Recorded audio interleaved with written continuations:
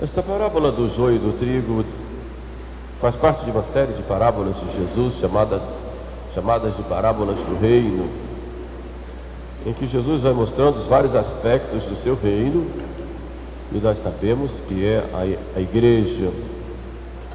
E o joio e o trigo mostra que no reino de Deus há bons e maus. O inimigo semeia a má semente e há essa convivência de pessoas santas e pecadoras. E a igreja, que não é santa e pecadora, como alguns dizem, a igreja é santa só, mas é cheia de pecadores. E somos nós, por isso a igreja é santa e penitente por causa dos pecados de seus filhos. Mas há um outro aspecto da parábola do joio e do trigo, em que esse campo não é o mundo, não é a igreja também, mas é o campo da nossa vida, o campo do nosso coração. Deus semeou boa semente no nosso campo, em nossa vida. Nos deu a graça do batismo, nos dá a graça dos sacramentos, as graças dos sacramentos, nos dá a sua palavra, as inspirações boas, as moções do Espírito Santo, que nós recebemos no dia a dia, nos dá todo o aparato da igreja, com todos os meios para a nossa santificação. E por que nós não somos santos, se temos todos os meios? Porque o demônio, muitas vezes, por causa daquela nossa má tendência ao pecado, fruto do pecado original, o demônio vai semeando a sua má semente dentro do campo de nosso coração. Por isso hoje eu gostaria de tratar não do exterior ou não da igreja como campo, mas tratar do coração de cada um de nós, começando pelo meu coração e o coração de cada um de vocês aqui presentes. Deus, como eu disse, semeia boas sementes em nós, e tantas sementes. Todos os domingos nós vimos a missa, 50 evangelhos, 50 epístolas, 50 pregações, leituras, inspirações, exemplos dos santos. Meu Deus do céu, por que nós não somos santos? Por que deixamos entrar a má semente? E que má semente é esta que entra na nossa vida? Vamos pegar então um dia normal de um cristão. Um dia normal de um cristão tem oração, tem o trabalho, tem o alimento, tem a vida social e tem também o descanso, o sono, o repouso. Como é que o demônio semeia a má semente nesses momentos? Olhemos, por exemplo, a oração. É normal um cristão que reze. Cristão que não reza está na anormalidade. Cristão que diz que não teve tempo de rezar é mentiroso, é preguiçoso, não prioriza Deus. Então, por favor, não venha dizer que não teve tempo para a oração, que você teve tempo para falar, para conversar, para ler mensagens no celular, para responder mensagens, para escutar músicas, para conversar com tanta gente, e vai dizer que não teve tempo de falar com Deus. Deixa de ser preguiçoso e mentiroso e prioriza Deus. Prioriza Deus. Deus deve ser prioridade da sua vida. Então, mesmo que você reze, o demônio pode penetrar aí na oração e te atrapalhar, colocar aí a má semente. As distrações na oração. Distrações, elas podem ser voluntárias ou involuntárias. São distrações involuntárias. Acontece que a pessoa está preocupada com tantas coisas para fazer, então está lá rezando e pensando na panela que tem que colocar no fogo, no filho que tem que levar para a escola, tem que pensar na comida que tem que fazer, precisa sair, ir ao médico. E distrações vêm. Distrações involuntárias podem acontecer. Agora, o problema é quando as distrações vêm e nós ficamos ali alimentando essas distrações, alimentando essas fantasias. Isso faz o mal. Isso sim são as más sementes que o demônio coloca. Então evite essas distrações. Quando elas vierem, procure estar atentos e não deixe que elas tomem conta da oração. Às vezes reza e quer logo acabar. Preciso rezar, preciso cumprir minha obrigação, como se a oração fosse um peso. Hoje já rezei meu terço, graças a Deus, estou livre. Como se o terço fosse um peso do qual eu tenho que me livrar durante o dia. Não é. Isso é semente ruim que o demônio coloca. A oração é um encontro nosso com Deus. A oração é aquele momento de encontro com alguém que eu sei que me ama. Eu sei que está sempre comigo, me ajuda, me dá tantas graças. Alguém que quer caminhar comigo. Então a oração para mim deve ser um momento de alegria, de tranquilidade, de paz. Tem que ter essa alegria de rezar. Quando há um tédio na oração, está faltando algo aí.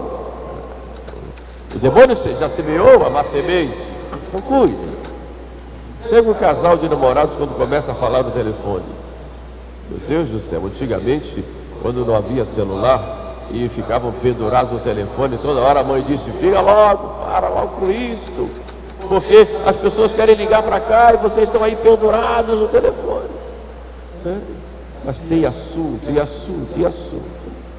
E com Deus, rapidinho, né? 5 minutos e acabou-se. E não é muito.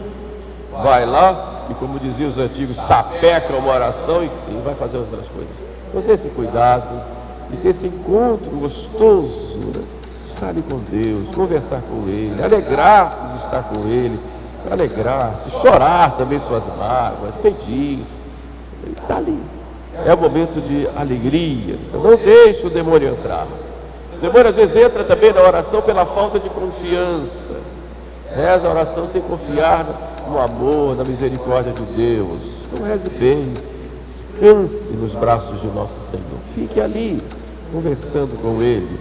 A oração é esse diálogo íntimo com Deus. Não faça a oração apenas um momento de formalidade. Está ali com uma coisa meio engessada.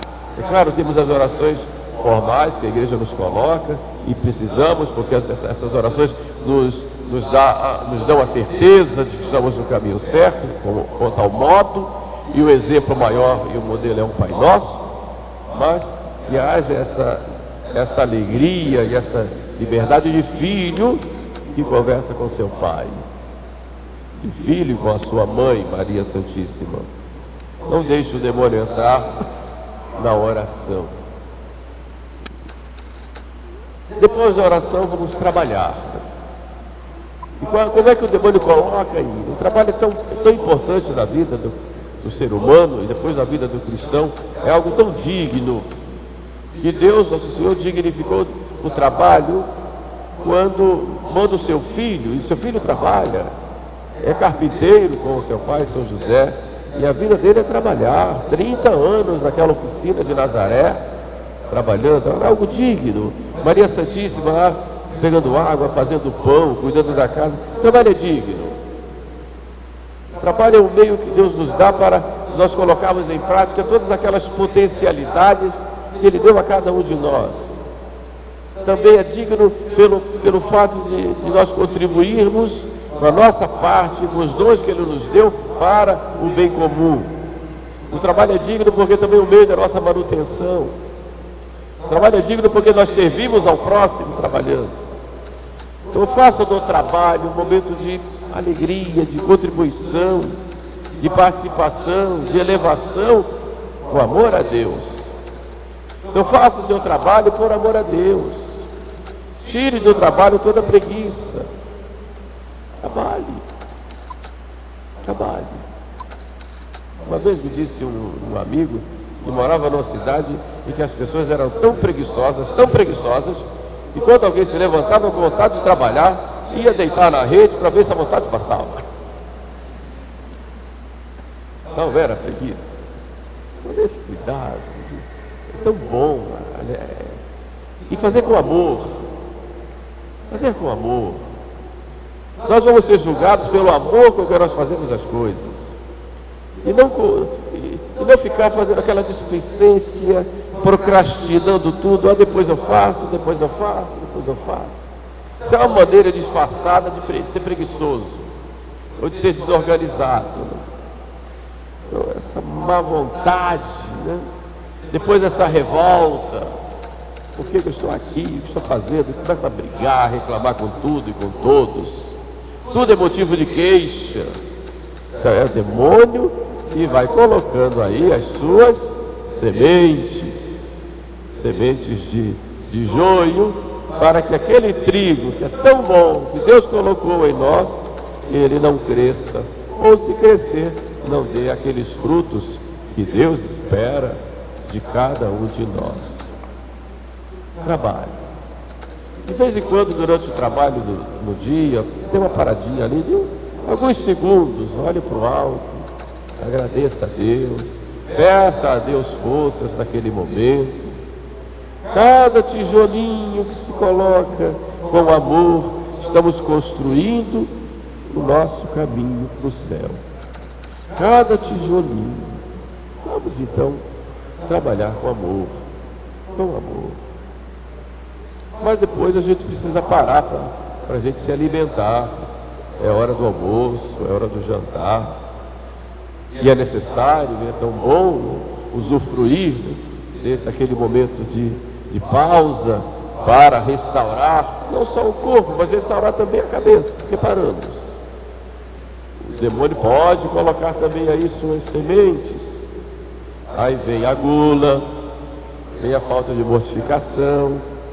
Tertuliano tem um texto tão bonito a respeito dos primeiros cristãos, que ele fala como era a refeição dos primeiros cristãos. Eles paravam, antes do alimento rezavam, comiam aquilo que era necessário, não comiam demais, comiam para se sustentar, não bebiam demais para poder manter a sua pureza. Acabava a oração, acabava o alimento, a refeição era o momento de oração. Aproveitavam para as conversas serem conversas que edificavam uns aos outros, amenas, mas que edificavam uns aos outros. Tertuliano falando, os primeiros cristãos, foi da época dele, ele mostrando isso, era tão bonito. Mas como a gente vê, as pessoas como comem, né? Uma exigência descabida da alimentação, reclamam de tudo, ou então não sabem a medida onde param. Então preciso ter sempre uma mortificação. Santa Teresa dizia que nós não deveríamos sair da mesa sem pelo menos termos feito uma pequena mortificação. A grande Santa Teresa que nos ensina isso. Então vamos aproveitar o momento da refeição para um momento assim de partilha com os irmãos, somos todos juntos ali à mesma mesa, de diálogo e de sobriedade, para não cairmos no pecado da gula, porque o pecado da gula anda de mãos dadas com a preguiça e anda de mãos dadas com a impureza. Então comece pela mortificação, isso vai ajudar nos outros e manter-se essa sobriedade também em outros sentidos. Não deixe o demônio entrar por aí, mas volta ao trabalho e tenha vida social. É necessária a vida social porque nós temos amigos, o homem é um ser social, tem amigos, conhecidos, colegas de trabalho, pessoas da igreja, enfim, lidamos com tantas pessoas. E aqui no Rio de Janeiro os cariocas são tão sociais, conversam com todo mundo, né? Fazem amizade na fila do banco, fazem amizade na fila do ônibus, fazem amizade com quem está sentado ao lado. Isso é bonito, pena que não persevera, mas é bonito, né? Confia em todo mundo e desconfia de todo mundo e vai assim, né? Então na relação social a gente tem que ter esse cuidado, né? De olhar o outro como imagem e semelhança de Deus. Olhar o outro como pessoa que está ali para também me edificar e que vai me transmitir alguma coisa, qualquer pessoa que seja. Mas nas conversas eu tenho que evitar primeiro a vaidade, evitar o orgulho, tenho que evitar a ostentação de querer de parecer melhor do que os outros, evitar as fofocas. As relações sociais muitas vezes são só fofocas. Você sabe da última, viu aquilo, você não viu aquilo, eu vou passar para você, e começa aí. e vem críticas, e vem juízos temerários. Então a vida social se transformou num grande momento de falar mal de todo mundo e de todos. Podia ser outra coisa, podia ser para construir, né? Para edificar. Há pessoas que fazem até grupos, né? Só para falarem mal dos outros, né? Grupos fechados, né? É terrível, né? De vez em quando eu recebo um print desses grupos aí, eu fico, meu Deus do céu, só não fico de cabelo em pé porque não tenho, mas que isso, né? Falando isso aqui, que absurdo. Então teve esse momento assim de comunhão. Falar coisas que edifiquem, que construam. Essa relação social é muito boa, necessária, né? E nós da igreja temos que ter, o nosso ambiente é esse. E procurar pessoas boas para serem famílias, visitando famílias, para os filhos crescerem juntos. Tudo isso é muito importante. Mas não deixar o demônio da fofoca, o demônio da dissensão, o demônio da inveja, não deixar o demônio do espírito de impureza, dos palavrões, não deixa essas sementes de joio entrarem, porque o demônio sempre entra e joga lá para causar dissensões. Não deixe que isso aconteça. Tenham vida social, tenham muito bem, mas tomar esse cuidado de fazer do momento de conversa um momento bom, agradável e de crescimento mútuo. E por fim, o descanso. Tem que descansar, né? E aí que a gente tem que se cuidar, porque as pessoas hoje estão dormindo cada vez mais tarde, porque ficam até de madrugada com o celular na mão, né?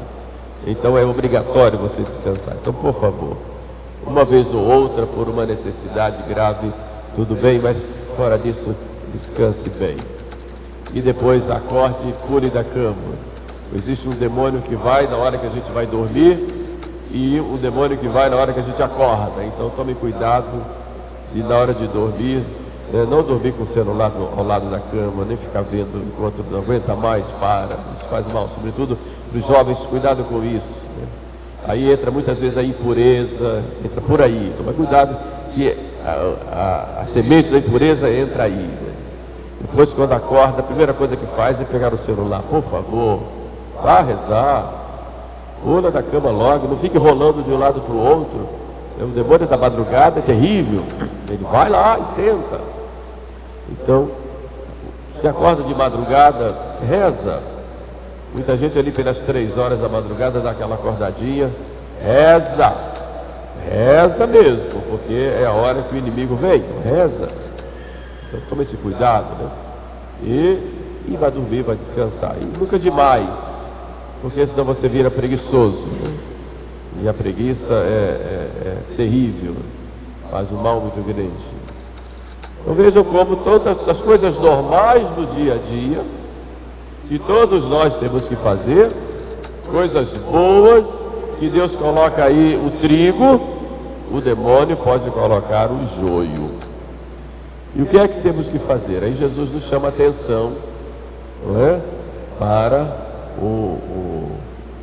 a vigilância. Lá no Horto das Oliveiras, né? Vigiai e orai. O espírito está pronto, mas a carne é fraca. Depois, no caso daquela parábola das 10 virgens, as 5 loucas e 5 prudentes, no final ele termina: vigiai, porque não sabeis o dia nem a hora. Servo, estejam cingidos os vossos rins e nas vossas mãos lâmpadas acesas. Sede semelhantes ao servo que vigia, esperando seu Senhor. A vigia. Ele vai chegar na primeira vigília, na segunda vigília, na terceira vigília.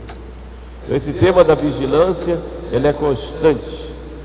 São Pedro diz: sede sóbrios e vigiai, porque vosso adversário, o demônio, anda como um leão ao redor de vós.